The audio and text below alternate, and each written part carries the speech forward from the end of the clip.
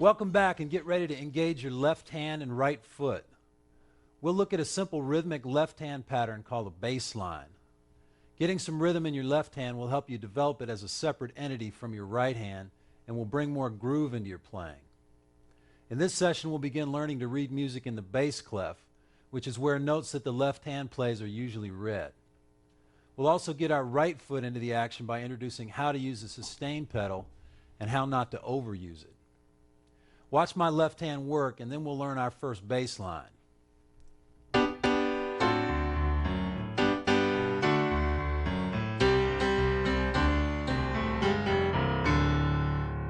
Let's go back to the tune we played in session 2, When the Saints Go Marching In.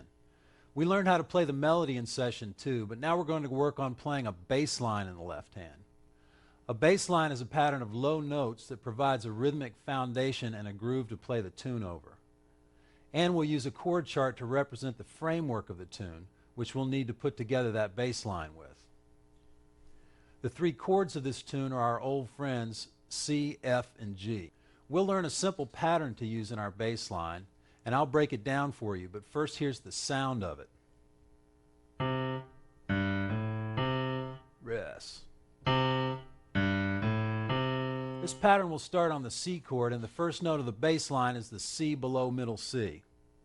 Then you play the G 3 notes below it with the third finger. After G, come up to the next note A with the second finger. We complete the pattern back on C with the first finger. So the whole pattern, all 4 notes, go like this. The rhythm of the pattern on each chord and bar of the tune goes like this. Here it is on C. 1, 2, 3, 4.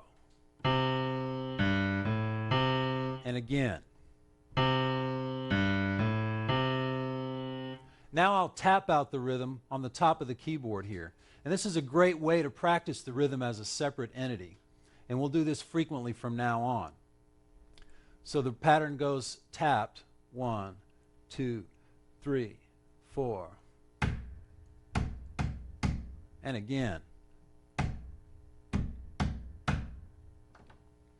Notice the beat of silence at the end of every bar, like this.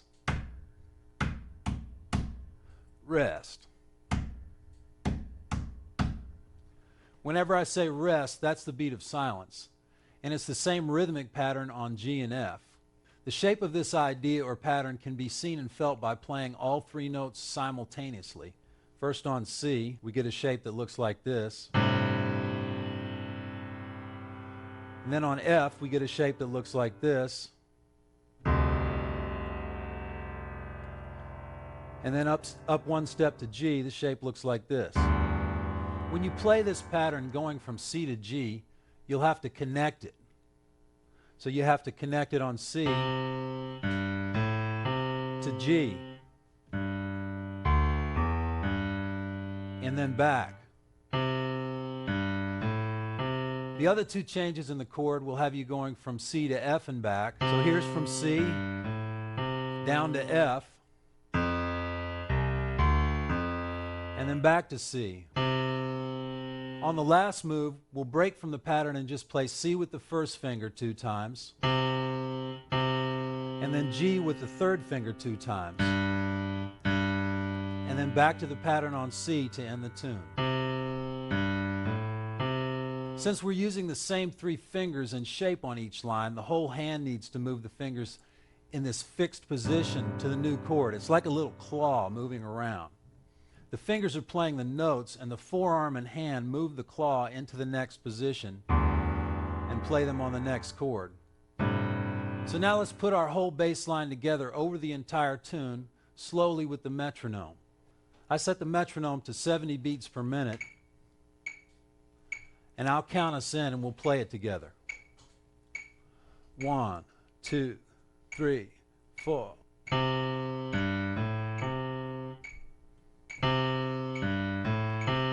Rest. To the G. Back to the C. Down to the F.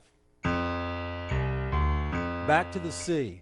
C, C, G, G, and then the pattern on C. Now remember, if at any time you have trouble getting from one chord to the next, isolate the point where you change from chords and revisit the fingering and the move from one chord to the next. Also, slow down that tempo when you need to, and remember the practice motto: slow it down and break it down. Now we'll see how this bass line fits in with the melody of When the Saints Go Marching In. I'll count it in and we'll follow the left hand in the chart. Don't worry about playing the right hand for now. Just hear it as it goes by and concentrate on playing the left hand in time and hearing how it fits in with the melody. 1, 2, 3.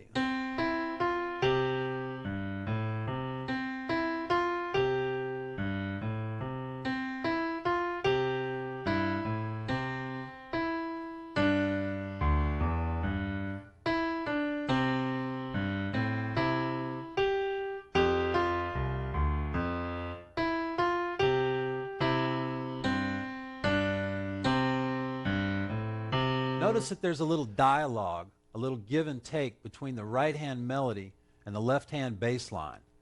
In the first two phrases, the left hand is answering the melody. Here's the melody. Here's the left hand. Bo, do, do. It sounds like a line a tuba would play at Mardi Gras to me. Now we'll play this bass line all the way through, and this time I'll put some right hand rhythm chords against the bass line. I'll count us in and just play the left hand and hear how the right hand chords sound against the left hand. 1, 2, 3, 4.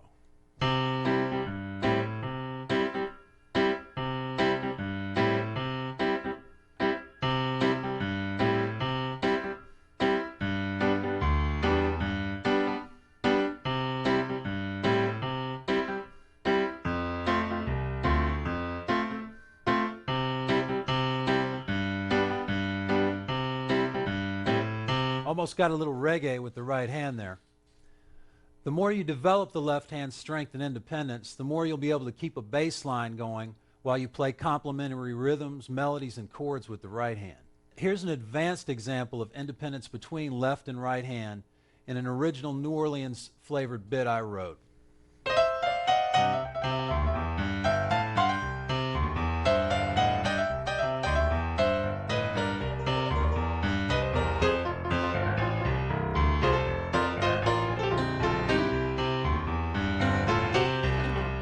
Getting to something like that takes a good amount of time, but that New Orleans bit you're playing on Saints is a lot of fun too.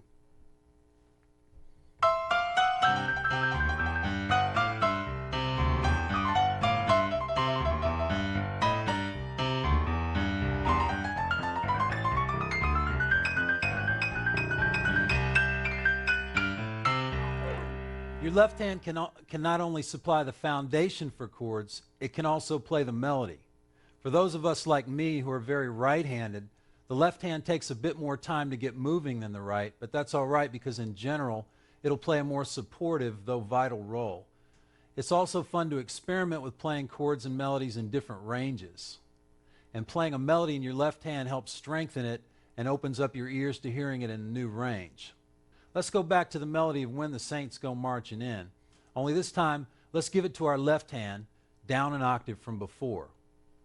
When we played Saints with the right hand, we started on middle C with the first finger. Now let's play it with the left hand very slowly, starting on the fifth finger.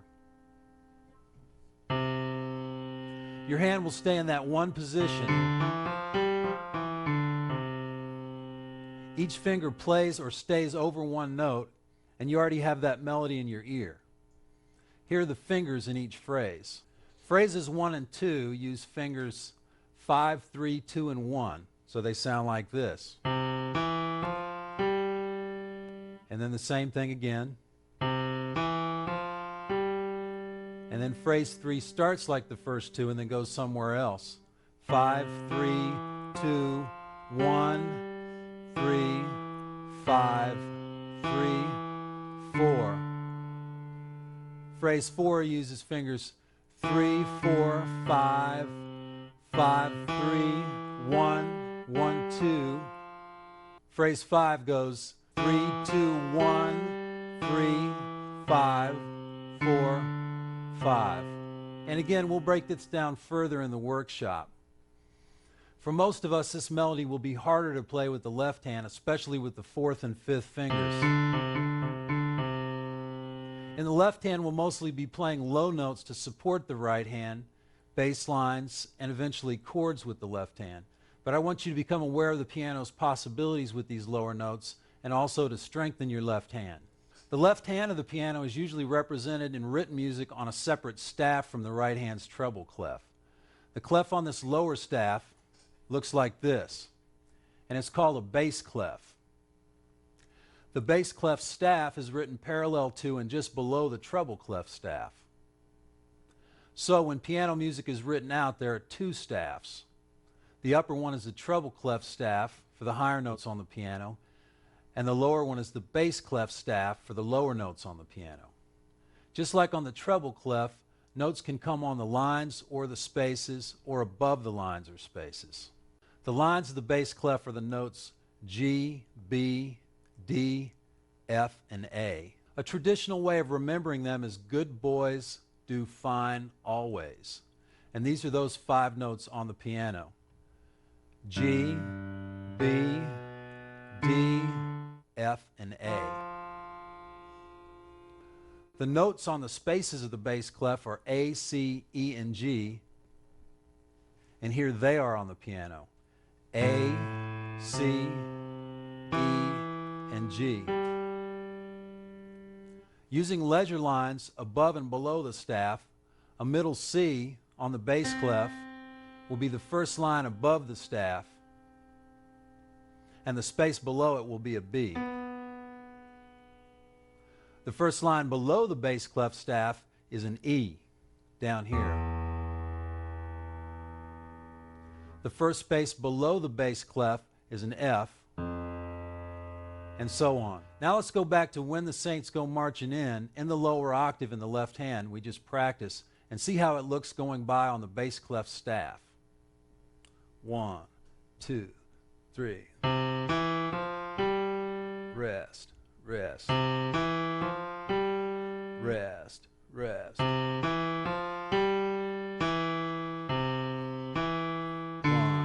2, 3.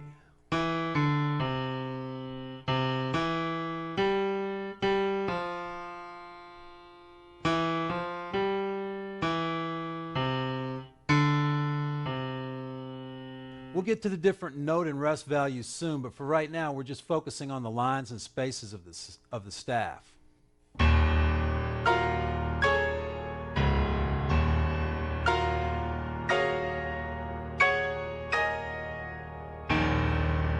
I just made a whole bunch of notes ring at the same time using the sustain pedal.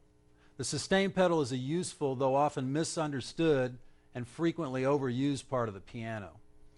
This pedal is located at your feet below the keyboard, and we play it with our right foot. The sustain pedal can be used to keep the sound of the piano ringing after your hands come off the note. On an acoustic piano, the pedal also opens up the sound of the instrument and makes it breathe. On a digital piano, the sustain pedal is an attachment and should sit approximately where the sustain pedal sits in relation to the keyboard on an acoustic piano. Using this pedal allows you to stack chords or notes without losing the sound of what was played before using it. To hear this pedal working, let's play a C triad rooted on middle C with the sustain pedal down and keep going up in C triads. As long as I keep the pedal down, all those notes will keep ringing. And I can play any other kind of chord, they still ring. Now let's do the same in the left hand. We'll start by playing a middle C, and then play all the C's going down the keyboard while holding the sustain pedal down. and you can hear that all of them keep ringing. Here's the pedal used to stack notes that way.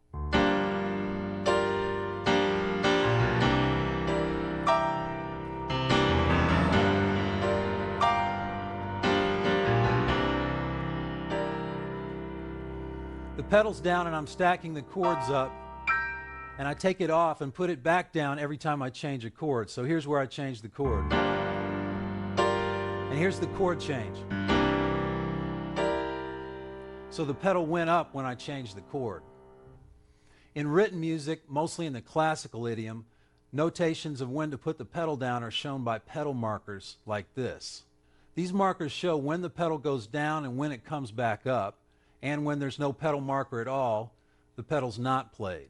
Using the sustain pedal can be useful, but the pedal should be used judiciously because it can cause you to blur melodies, rhythms, or progressions unintentionally. Here's an example of a melody being blurred by overusing the pedal.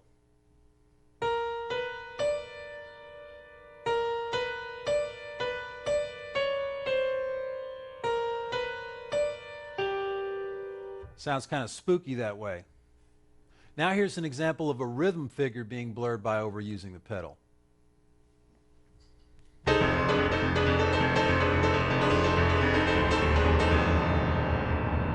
In general, you don't want to use much pedal when you're playing rhythmic figures. Finally, here's an example of a chord progression being blurred by overusing the sustain pedal.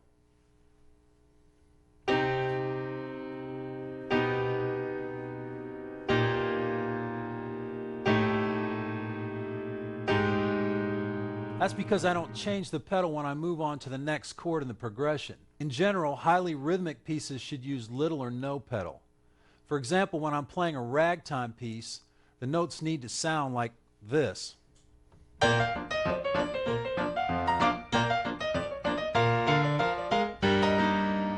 when I use the pedal, they sound like this.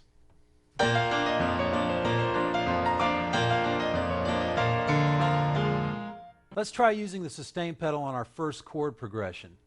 We'll play our first chord progression first without the pedal.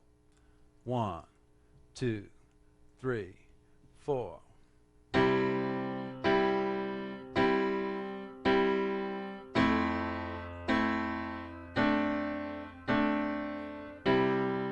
Now we'll put the pedal down as we strike the first chord and lift it up as we play the fourth statement of that chord just before we change to the next chord. Then put the pedal back down when we play the second chord and leave it down when we strike the third chord, because these chords are compatible enough that it makes a nice effect to play them both with the sustain pedal down.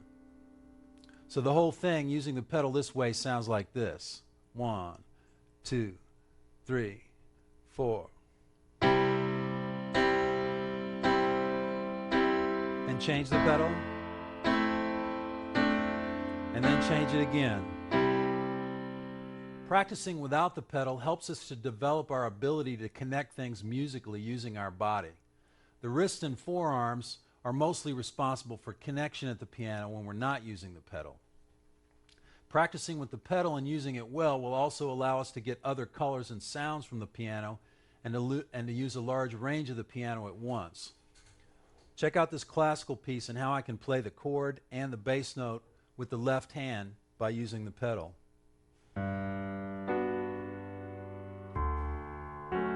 And it connects them.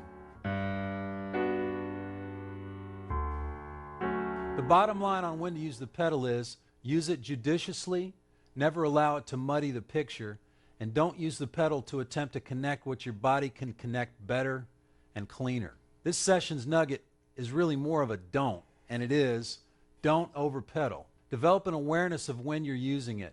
Practice without it unless the thing you're practicing really needs it, and change it often when you do use it. Practice purposefully and use the pedal judiciously, but after you've done that, try to experiment with the pedal, stacking chords and finding melodies or ideas that sound good with the pedal down, like this.